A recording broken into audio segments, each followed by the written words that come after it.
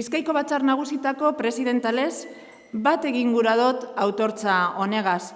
Orain, 40 urte, diktaduraren osteko lehenengo udal demokratiko haietan hartu zenduen konpromisoagaz, aintzindariak izan sinatelako zerbitzu publikoan. Eskerrik asko, bihotz-bihotzez, gure lehenengo alkate demokratikoak izan zinien gizon eta emakume guztioi. Todos los políticos deberían pasar por un ayuntamiento, porque es la política de la realidad, la de mirar a los ojos, la de no esconderse y afrontar problemas según vienen. Personas voluntarias con vocación de servicio público, cogisteis entonces las riendas de vuestros municipios sin esperar nada a cambio. Solo buscabais colaborar trabajando por el bien común. Alkateak gara belaunaldiz belaunaldi datorren transmisio kate bateko kate begiak eta garai bakoitzean Euskadiko udalerrien aurrerabideen alde guztia eman dutenak. Pertsonen zerbitzuarekiko borondatearen eta konpromisoaren eredua gara. Erreferente gara udalen lidergoaren, elkarlanaren eta desberdinen arteko akordioen alorrean. Se nos pide un deseo o consejo para los futuros regidores o regidoras de los ayuntamientos vascos. Consejos por mi parte ninguno, porque los tiempos y las circunstancias han cambiado de manera absoluta. Deseos, uno solo, lealtad. Lealtad con los principios de la libertad, de democracia y respeto al diferente y al pueblo que os elige. Orain herrietan eta Gipuzkoako herrietan bereziki bizikidetzako foroak daude martxan. Herritarrekin eta alderdi politikoekin. Adostasunak lortu dira eta gure herrietan gertatutako giza eskubideen urraketen azterketak aho batez onartu dira alderdi guztien partetik. Las actuales alcaldesas, como las concejalas, las diputadas y las consejeras, tienen un gran trabajo que hacer en materia de igualdad. Su labor es imprescindible porque nadie va a hacer esa tarea por ellas.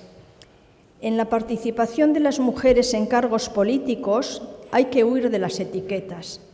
No solo somos aptas para dirigir las áreas de cultura o acción social, por poner un ejemplo, también servimos para gestionar urbanismo o economía. Traje propioak behar ditugu. Politika egiteko badaude beste modu batzuk, eta hauek sortzeko emakumeen parte hartzea politikan beharrezkoa da. Gizarteak emakumeak behar ditu botere guneetan, eta behin boterean egonda, botere bera ulertzeko beste modu bat, komunikatzeko beste era batzuk, lan kolaboratiboagoak, humanoagoak, azken finean eredu propioak behar ditugu.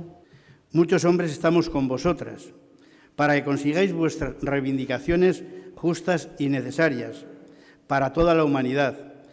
Colaborar es algo que deseamos muchos, abrirnos paso y, por mi edad, permitirme decir lo conveniente que sería que con vuestras compañeras y compañeros consiguierais que vuestras hijas e hijos en casa hicieran lo mismo.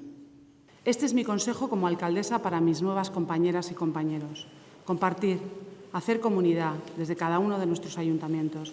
Desde esa base de entendimiento de los que tenemos que gestionar un municipio, saldrá el ejemplo que damos a todos nuestros vecinos.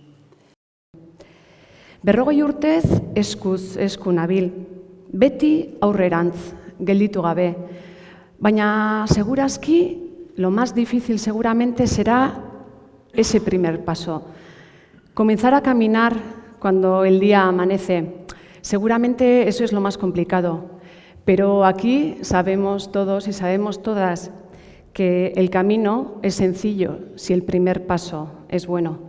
Danok badakigu hemen bidea ondo egiten dela, lehenengo pausua ona baldin bada.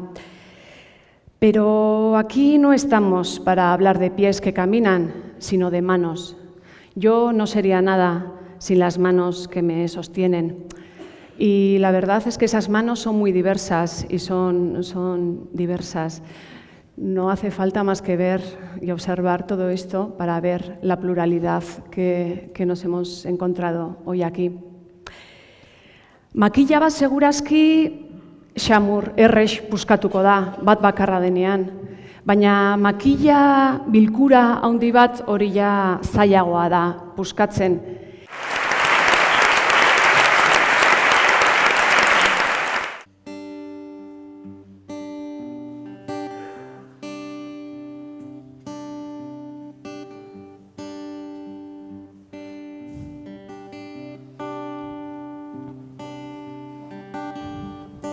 Kalean nabariarrean, frankismoaren isla da, aldaketa iritsi zen, orain lau hamarkada, ta aurrean izanaren, hainbat oztopo ta traba, gogorekin zenioten, ta harro sentitzen gara. Ta harro sentitzen gara.